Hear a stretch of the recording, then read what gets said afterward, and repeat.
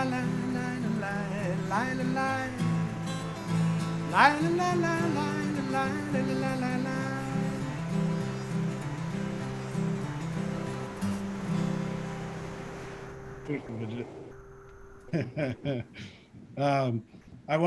We have some bravos. People are commenting. I want to real quickly point out who all's in this stream, which is pretty cool. Just here on Zoom, we've got people from Wilmette, Illinois. We've got people saying this man is amazing. Someone says great T-shirt. There's someone in here from London. Also, somebody from Kenya. Really enjoying this performance of the boxer. Love from Nairobi, Kenya. Wamagunda Mwangi from Nairobi. So just so you know, you're a hit worldwide, Vijit. Fabulous. I suspect the one from London is my sister and her husband. But.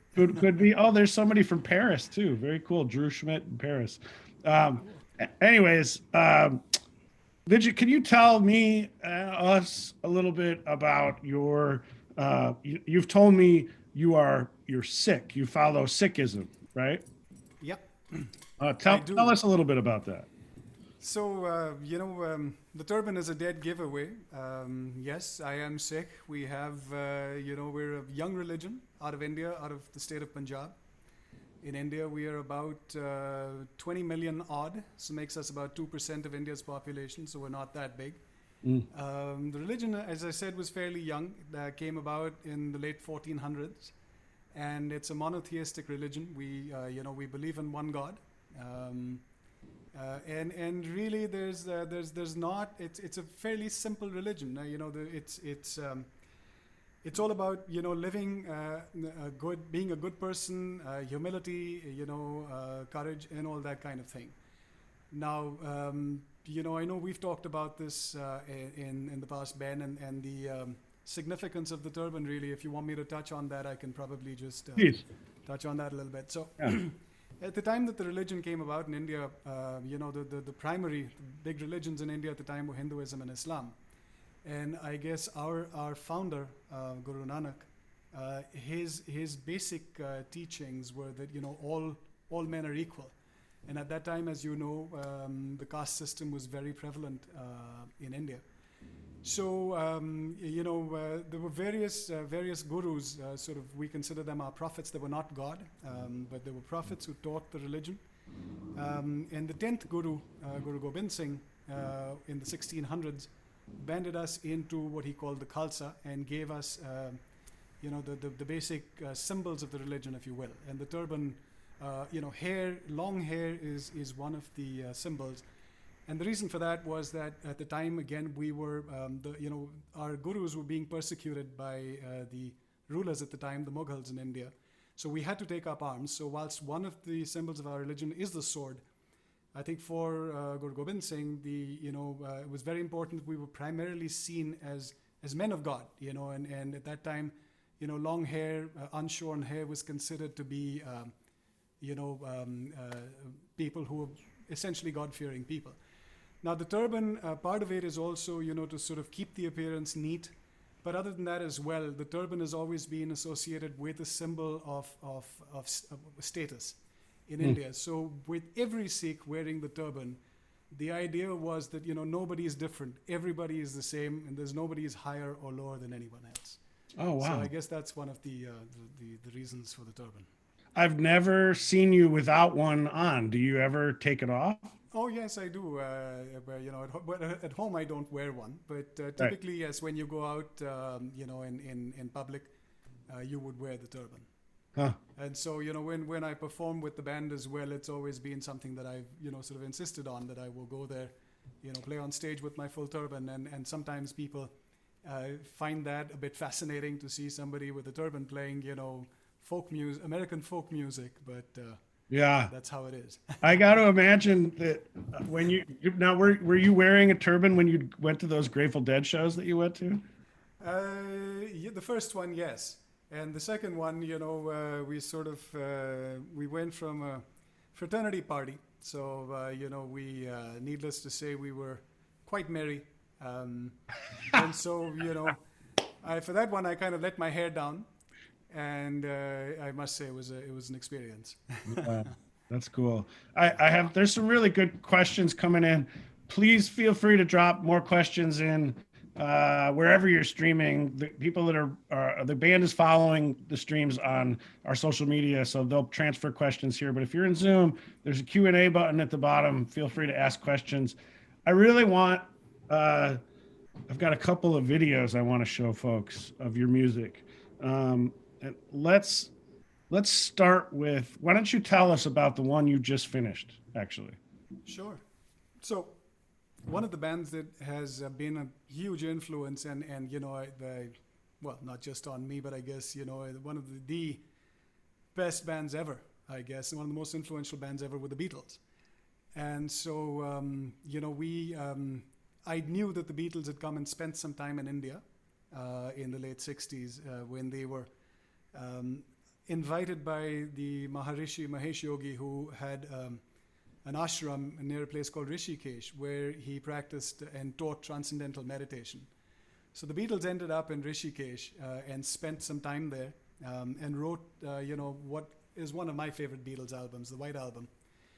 So for a long time, after the Maharishi had left the place, it sort of it fell to, it was sort of crumbling, and nobody really knew, or, there wasn't a whole lot of maintenance that happened. But of late, about 7 or 8 years ago, I think the government of India realized that they were sitting on a potential tourist haven.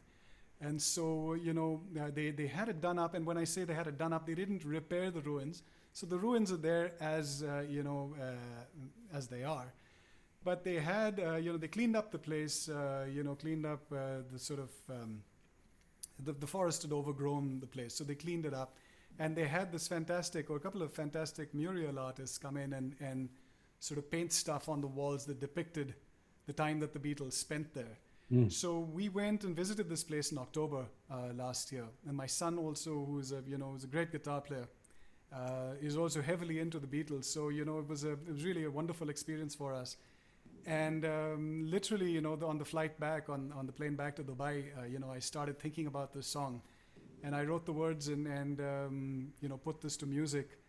last year, and I've been sort of toying with, been working on it, and eventually finally got it to a point where I was happy with the production. I was helped along the way by some friends of mine that helped to master and produce it. And so yeah, the song is called Rishikesh, and it's about Rishikesh, how it's its spirituality, its association with the Beatles. And the video, this song has been going through my head the past couple of days. The video is really well done, Vijit, and there's footage and pictures from your family while you were there, right? Yes. Yeah. Yes. I think that adds a real charm to it that I just love here. I'm going to rewind it here because I was listening to it right before we started. And here we go, folks. What's the name of this song, Vijit? It's called Rishikesh. Okay. And that's the name of the place on the banks of the Ganges. Okay, here we go. And folks. Incidentally, Ben, before you play it, sorry, I might just add as well that the place holds additional significance for me because part of Jerry's ashes were immersed in the Ganges. So half of his ashes were scattered off the San Francisco Bay Bridge, and half of the ashes were actually scattered in the Ganges. It was always his wish to come to India, but he never made it. So his wife and Bob Weir felt that it was only appropriate to come and immerse his ashes in the Ganges. I had no idea. I know John, my business partner and bass player, I'm sure is reveling in that information right now. So here's Vijit Malik's song Rishikesh with a really wonderful video he put together.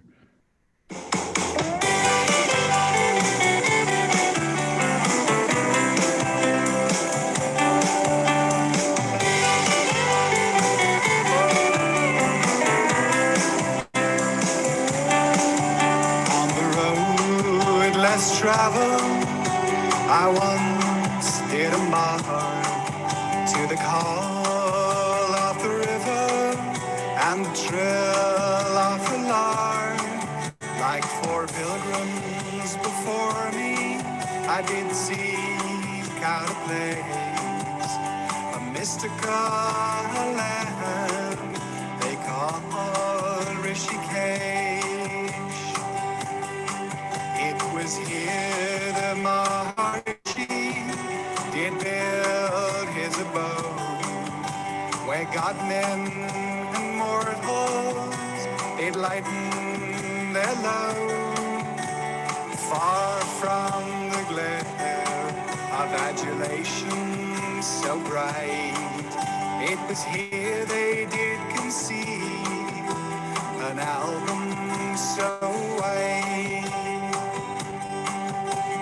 Gateway to the heavens, Rishikesh.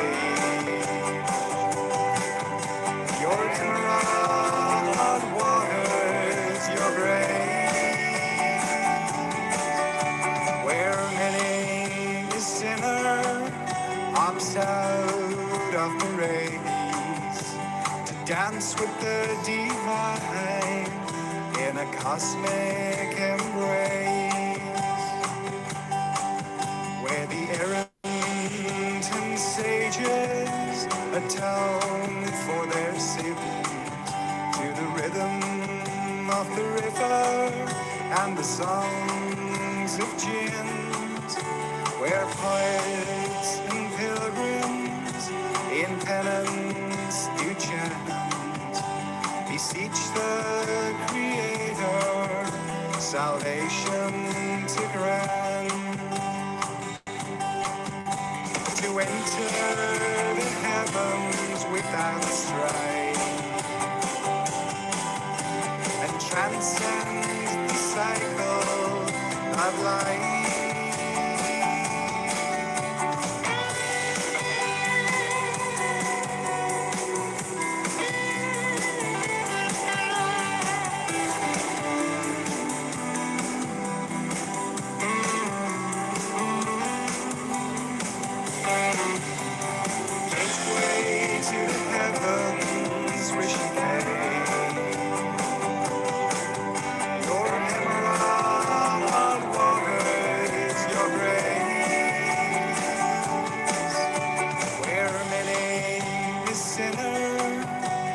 Out of the race to dance with the divine in a cosmic embrace.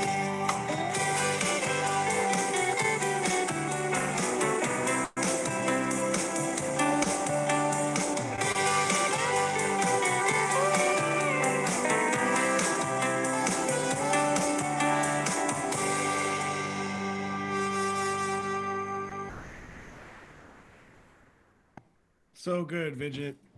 Thank you. I love it. Thank you so Yeah. much. So you were telling me you sent me a version of this I got probably 6 weeks ago or something, and you were telling me yesterday that you met with was it a producer? Somebody mastered it, and you spoke to somebody, and they gave you some advice on the song. But there are many people, Ben, that sort of helped me along the way. Initially, there was a friend of mine, Yasser Habib, who's a fantastic Emirati musician himself, has a beautiful studio set up at his home. And so we went in there, and he helped me to put together the first cut, which was more than 4.5 minutes long. And along the way, there was this other guy, an English guy, Andrew K. I don't know if Andrew's on this session. But Andrew suggested that I cut it down if I wanted it to get radio play at any point in time. So then he sort of helped me cut it down, take out a few of the choruses. And then eventually I sent it to this friend of mine who's just a fantastic musician and a great bass player, Paul Joseph in India. And he and a friend of his, then, like I said, sprinkled some magic dust on it by putting together a very nice bass track. And a lead guitar, track, and then they had it mastered, and so this is the end version of all of that effort, which took about 4 or 5 months. Yeah. To finally get it to a point where I was comfortable sort of releasing it publicly. Well, it sounds fantastic. And are you going to start playing it with your band? Yeah, we've already started to play it, and again, Ben, I just want to plug in here that I'm very, very fortunate to play with some, absolutely astounding musicians in Dubai. And if you guys are on the show, Ishan, Arun, Rajesh, Rahul, love you guys, man. And they just help bring out the best, best in all of us. I think the collective is so much more than the individual parts. Yeah, I mean, all Roots. Yeah, we're gonna play a video of Roots live here in a bit, and I know your sentiment about that. Like your musicians that you play with are your brothers, they are your sisters, they make you whole, especially as a musician. So that's something that definitely resonates with me. Can you tell me a little bit about what it's like to have a band in Dubai, what the scene is like, So it's we've had this band, this particular ensemble has been together for, or most of us have been together for the better part of about 8 years. And prior to that, I had another band, again a band called the Desert Ramblers, and I know one of my my ex-compatriots in the Ramblers is on this session.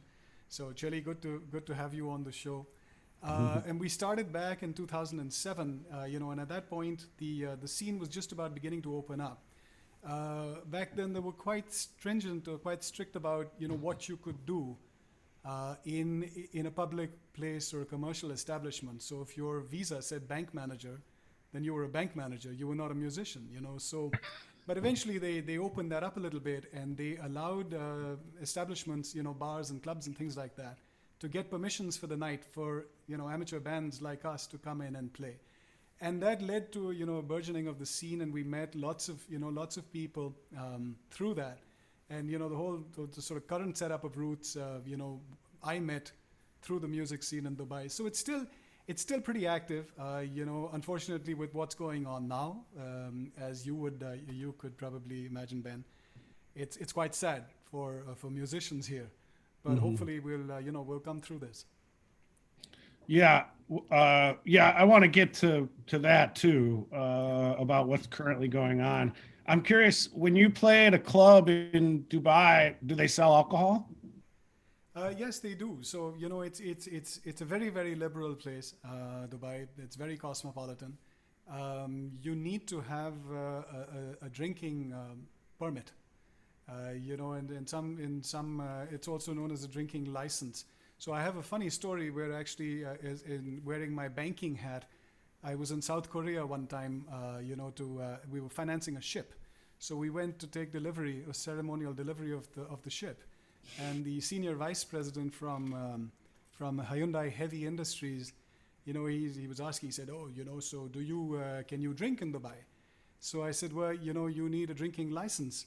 So he said, oh, is that kind of like a driving license? So do you have to pass a test, a drinking test to get a drinking license, But not quite like that. But yes, you need a permit to be able to buy alcohol and ostensibly to drink. But yes, you can get, there are many, many bars and many, many nightclubs and pubs that sell alcohol. How do you get a license to drink? We won't dwell on this anymore. I just think it's fascinating. Well, your sponsor, the company that you work for, would have to endorse your application to get a permit. It's fairly easy. So as long as your sponsor is happy with you, thinks you're a responsible drinker, you get one. Oh, we'll leave that. We'll leave it at that. I can't imagine. So I want to play a video here of your band performing in Dubai. Can you give us a little background about this? So this was a show that we did at a place called at Alco's, and they have an arts festival. It's a very nice arty kind of place set up in the middle of an industrial area, in fact. So, warehouses converted into, a nice sort of auditorium for music, if you will. And lots of nice little, shops and things around. So we were asked to play as part of that art festival. So we did probably a gig of about an hour and a half to 2 hours. And I think the song that you're going to play is probably one by one of my favorite bands, The Band. And this is called The Wait. Yeah, here we go. Okay. Figuring out the system here. Here we go.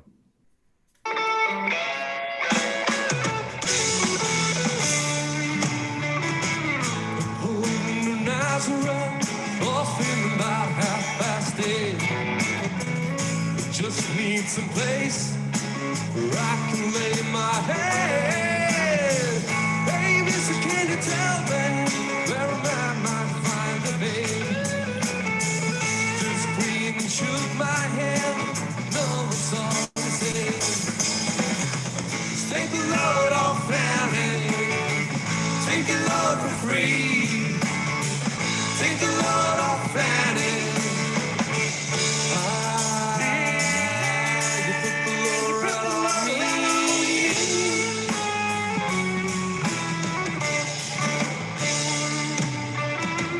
Picked up my bag, went looking for a place to hide. When I saw old Carmen and the devil walking side by side, said, hey now, Carmen, come on, won't you go downtown? Said, well, I've gotta go, but my friend can stick around. Take a load off Fanny. Take a load for free. Take a load off Fanny. You put the load right on me.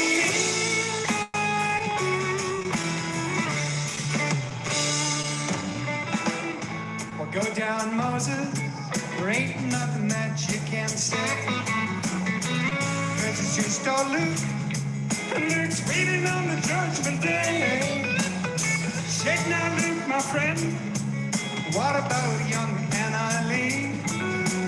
Said, do me a favor, son, won't you stay and keep us down our leg? Take a load off Fanny. Take a load for free. Take a load off Fanny.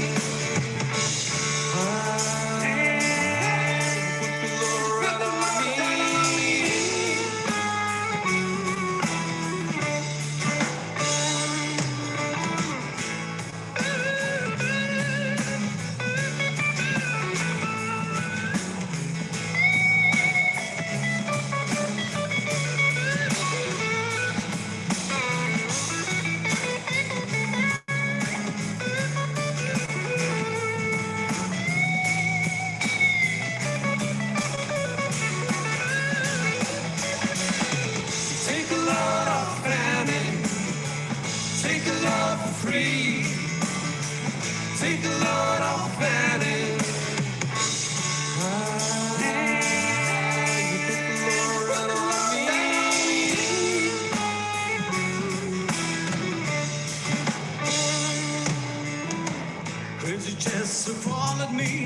as he caught me in the fall.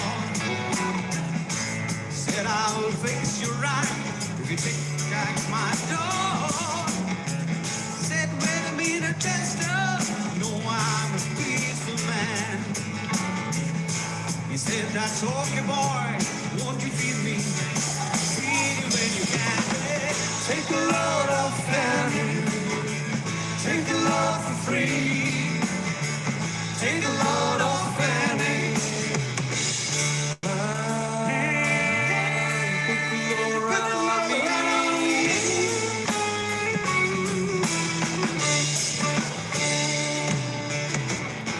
Attach your cannonball, now to take me on down the line.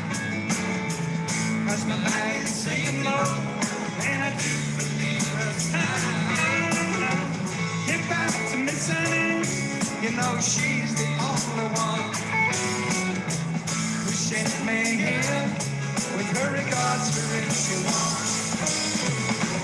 Take a load off Fanny, take a load for free. Take a load off Fanny. Take a load off me.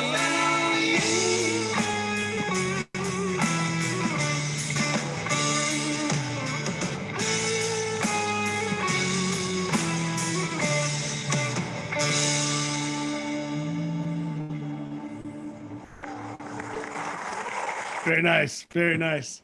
Hold on. I gotta stop the video from playing here.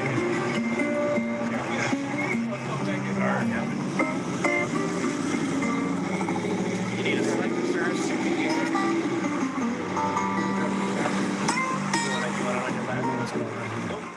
Can you hear me, Vijit? I can.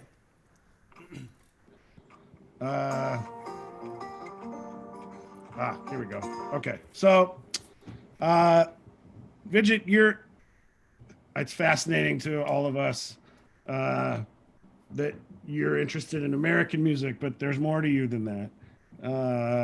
Can you tell us that your connection to traditional music from India, and I know that's where you started, give us some more information about that. And I believe you have an instrument there that is definitely not American. Sure. So as I mentioned, I learned Hindustani classical music in school in India, and I picked up an instrument called the sarod, which is not the easiest instrument to play. But I was very lucky to have the guy who taught me. He was one of the finest sarod players in India. And when I told him that I wanted to learn it, he said, and I was all of 11, I think, at the time. So he said, look, I'll teach you, but you have to give me your commitment that you would take it seriously. And so, I guess I did take it somewhat seriously and learned this instrument. It's a fascinating instrument. And this particular instrument that I have here was built in 1979. And I have had no work done on it other than change the strings. And I'll play a little bit. I'm very rusty on the sarod, but I'll play a little bit for you here, and so that people get a sense of what it looks like and sounds like.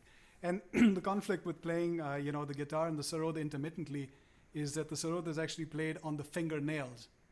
Whereas for guitar you typically need to have, as you would know, short fingernails, otherwise they interfere with your playing. But sorry.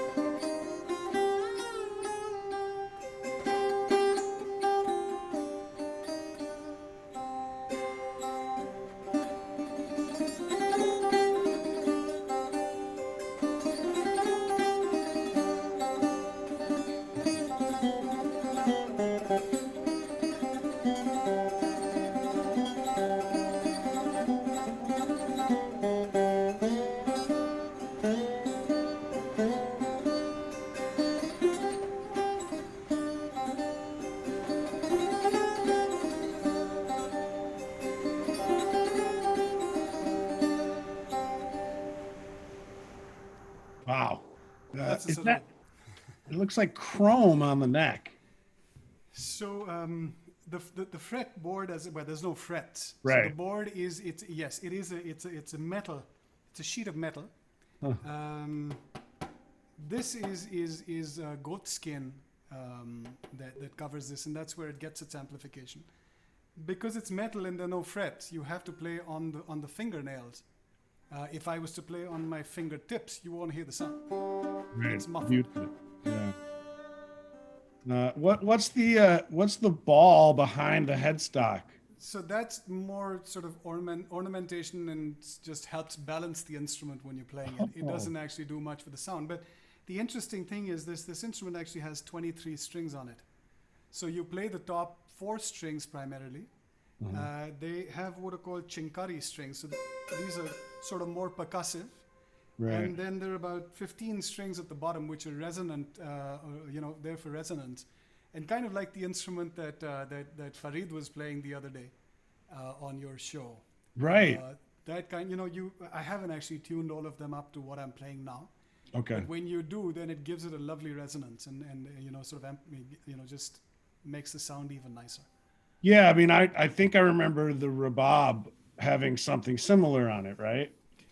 Yes. So the Rabab is actually the predecessor of the Sarod.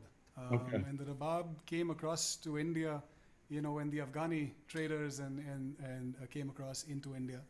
And then over a period of time, the Rabab evolved into the Sarod. Of course, they still play the Rabab, and particularly in Pakistan, Afghanistan, it's still very popular. Yeah. But the Sarod then became sort of one of the primary instruments in Hindustani classical music. That's cool. In the Patreon for this episode, we'll drop some other examples of people playing both that and the Rabab, because we collaborated with a Rabab player a few years ago in Pakistan. That was wonderful. Yeah, well, he was incredible. We get to meet so many amazing people like yourself. I feel very, very fortunate. I have some great questions here. I want to get to them, Sure. but I also want to ask you what's going on in Dubai. What's it like in Dubai in relation to COVID, and how you're dealing with it and your family's dealing with it? Sure. So, like everywhere else, we're also pretty much in lockdown mode. Essential services are still allowed to operate, and people are allowed to move around, for essential services. If you need to go pick up, goods, groceries and things like that, you need to get a permit and then you're allowed out. But it's pretty much in lockdown mode now. Dubai being a transient place, you would expect that this disease would spread. But the good thing is that they obviously have a very, very solid medical infrastructure, and so whilst there are a number of cases of infection, the actual death rate is very low. Mm-hmm. So they're treating the testing extensively. They've got drive-through testing centers that you can go to now. But it's impacted everybody's life like everywhere else as well. We don't know how long this is going to take. We will remain in lockdown for, I think, till the end of the month at least. Mm-hmm. And then we'll see. How are you holding up personally? Good. I now, for my day job, I do some financial consulting. So that, yes, it's taken a bit of a hit, because it's something that's based on meeting people, going out meeting clients and things like that. It's still it's not completely dead, but yes, like everything else, it's a little more difficult, but we're managing. I think everyone's managing, everyone's figuring out ways to do things online. Zoom, this is a great facility. And people use it extensively. Mm-hmm. So yeah, I think people are adaptable. And we manage. Yeah, I appreciate your buoyancy on that. That's the right attitude to be taking. I think we all have our ups and downs throughout this, and doing this is one of my big ups. So I really appreciate you being a part of it. I want to get to some of these great questions here. Sure. Drew Schmidt, who I believe said he was in Paris, He said, Vijit, do you see any similarities between traditional American bluegrass and folk music and instruments with traditional types of Indian music and musical instruments? That's a great question, and I know Ben, we talked about this when you had Farid on your show as well. Reed Earlier, Hawk, fabulous jazz guitar player. just Couple outstanding. weeks. Yeah, he's amazing. Amazing. And I asked him the question as to whether he had how big of an influence was Indian classical music on what he did, and the thing to sort of know is that they're very different forms of music. So in Indian classical music, you play a different rags within a defined scale. So whether that's a pentatonic scale or a septatonic scale, and so you play within the note combinations and the notes, the minors and majors is defined in that scale. So we don't have chord music per se, as you do in Western music. So very different forms of music, and there have been lots of people that have fused the two styles together and come out with very interesting stuff. Zakir Hussain has been John McLaughlin. I mean, these guys with Shakti have done fabulous work. But yes, I think they are very distinct forms of music, and so I'm a big fan of Hindustani classical music. I've played it, I've studied it, and it's very immersive. When you start listening to a piece, you can the maestros will play a particular piece in a rag for 4 hours at a stretch. And we used to have this wonderful place where I grew up called Dover Lane. Again, I went there with my mother first, and these guys would play all night. So you'd literally, it was an open air thing. You'd take your blankets and your quilts, and you'd kind of settle down for the night. And these guys would really dig deep into the rag. So in a sense, I know we had this conversation with Farid, and he said, look, the purists kind of, very restrictive.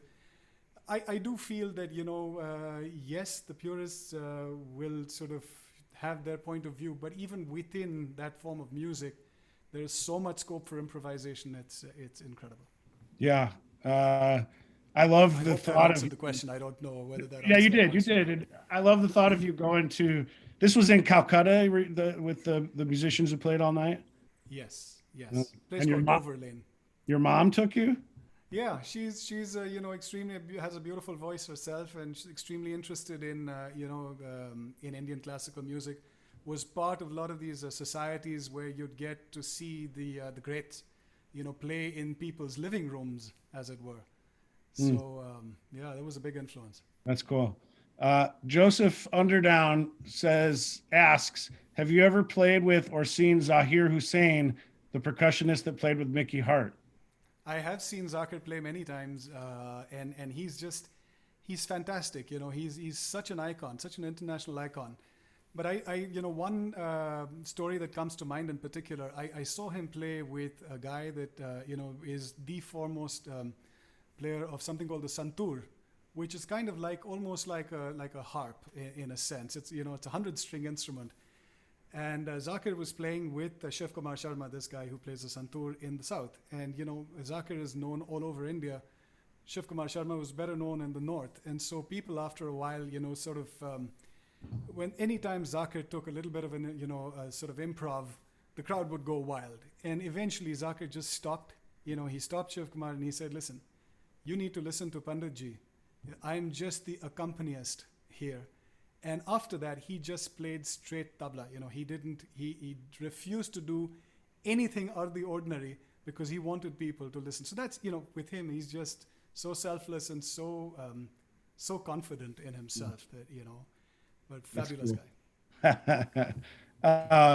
Wamagunda Mwangi from Nairobi asked, what's your recording / creative process? I know that's a huge question, but maybe you could take a small piece of it or something. So I don't know whether I have a recording or a creative process at all. I've started writing my own music last year, and I've written about 4 or 5, well, a little before that, a couple of years ago.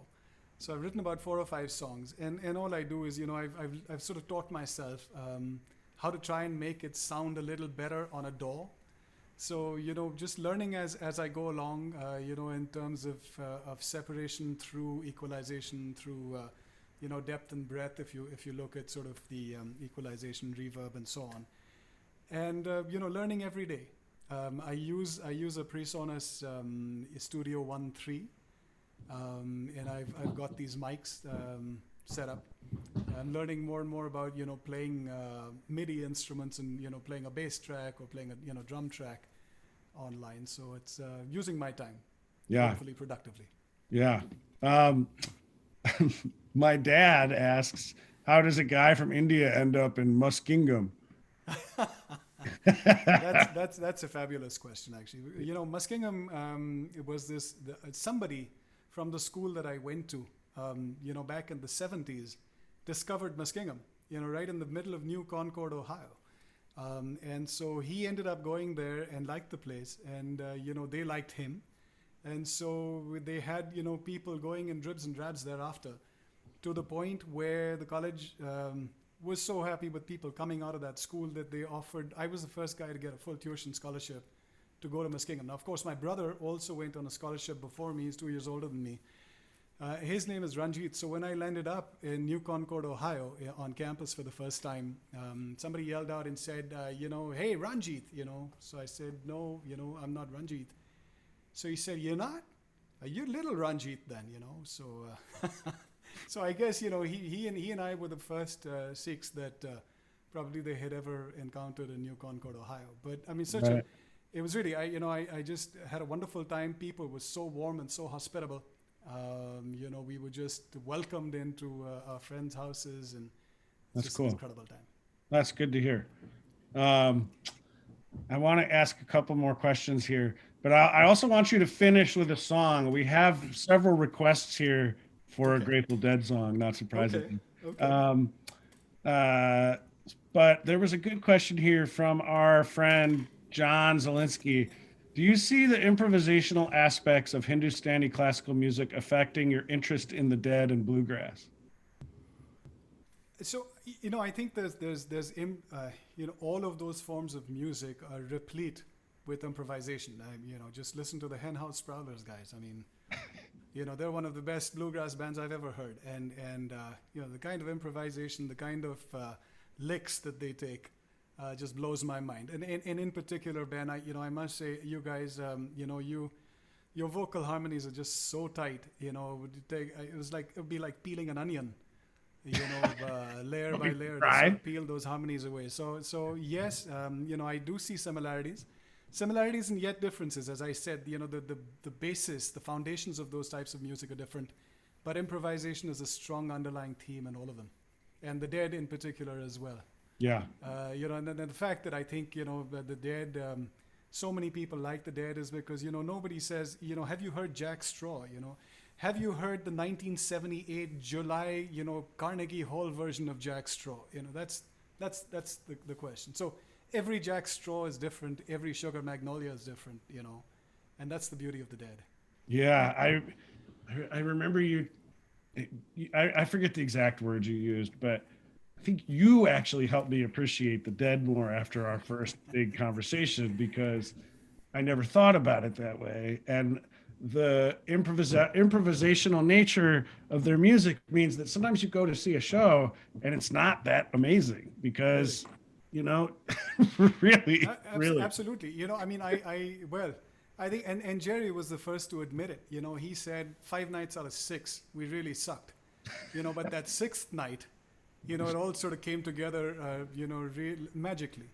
So I guess they played so often that yes, it could get, I can imagine it would get tedious at some point, but also because they had that latitude of just adoring fans that, would lap up whatever they put out there. They had that leeway and that latitude and that freedom to improvise, and that sort of created magic on certain nights. Other nights, yes, it was terrible. Not so much. Hey, well, why don't you grab your guitar while I go through our kind of closing spiel here. Just as a reminder, folks, my name's Ben with the Hen House Prowlers. We have a nonprofit organization called Bluegrass Ambassadors, what you're watching right now is what we're doing during lockdown, which is kind of hopefully bringing some of the educational work we do in the States and in schools and abroad online so we can continue to do the work that we love doing as a band. So every week we're going to have a new guest. This week is obviously Vijit, right in front of you, is fabulous musician from Dubai. Next week is Celia from Della May, one of the best bluegrass bands in the country. And the week after that is Jake Blount, who's a quickly rising star. He plays fiddle and banjo, and he's kind of bringing the African-American influences back into old time and folk music and bluegrass. Everybody in this trio right here of artists that we're doing over these 3 weeks are people that have really inspired me recently. And so I'm really excited to be having a chance to talk to them. If you want to help us out, we are paying the musicians. We are paying for services to make this get out there as best as possible. And we're continuing to do the work that Bluegrass Ambassadors does.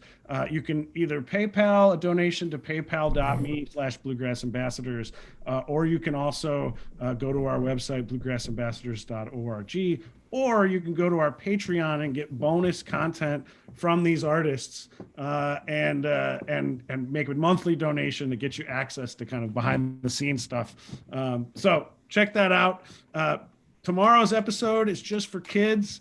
The guys are going to drop links to it. You should bring your kids. Tell your friends that are at home homeschooling with their kids. We're really trying to do 2 episodes where one is like this one that gets pretty nerdy about music, and then one that is a lot more lighthearted and fun and educational. I can't wait to show the kids tomorrow where you're from originally, where you live now, these instruments that are going to blow their minds, play them some songs that they're going to love. You're going to be so perfect for this, Vijit.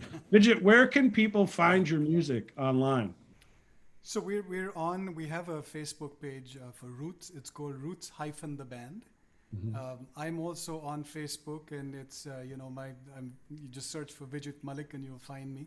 We're across social media. I'm not so good with the social media piece, but, one of the younger guys in the band, he's got us, I can put a link up to all of our social media sites. And we also have a YouTube channel where you can check out some of our live videos.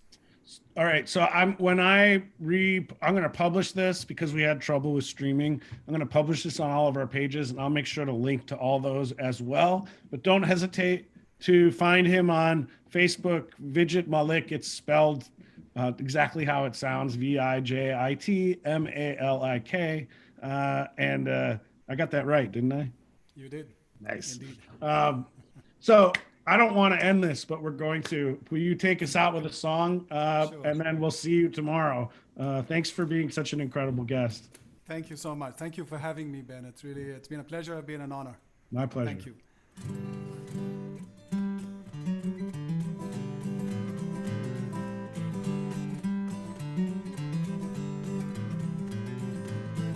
Well, I lit out from Reno. I was trailed by 20 hounds. Didn't get to sleep that night till the morning came around. Set out running, but I take my time. A friend of the devil is a friend of mine. If I get home before daylight, just might get some sleep tonight. Ran into the devil, baby, loaned me 20 bills. Spent the night in Utah in a cave up in the hills. Set out running, but I take my time. A friend of the devil is a friend of mine. If I get home before daylight, just might get some sleep tonight. Ran down to the levee, but the devil caught me there.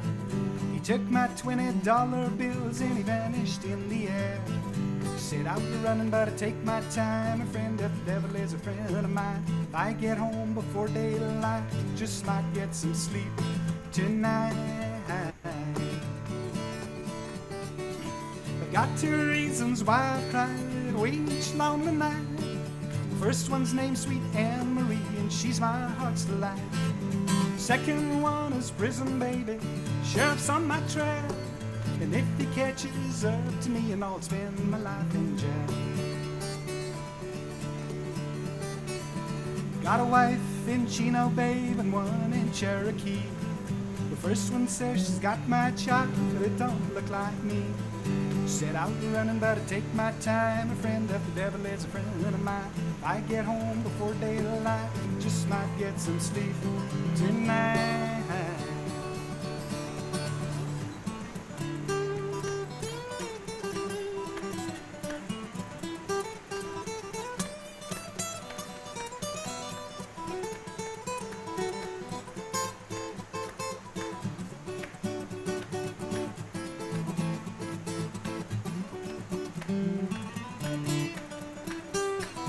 Got two reasons why I cried away each lonely night. The first one's named Sweet Anne Marie, and she's my heart's delight. Second one is prison baby, sheriff's on my track. And if he catches up to me, you know I'd spend my life in jail. Got a wife in Chino Bay and one in Cherokee. First one says she's got my child, but it don't look like me.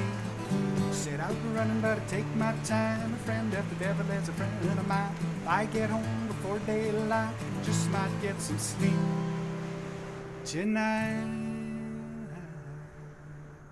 Thank you so much, Vijit. Thank you, man. Thank you, everybody, for listening, and we'll see you soon. Yeah, see you tomorrow at 11 a.m. for the kids episode. Absolutely, looking forward to it. Me too, man. Thanks. Thank you.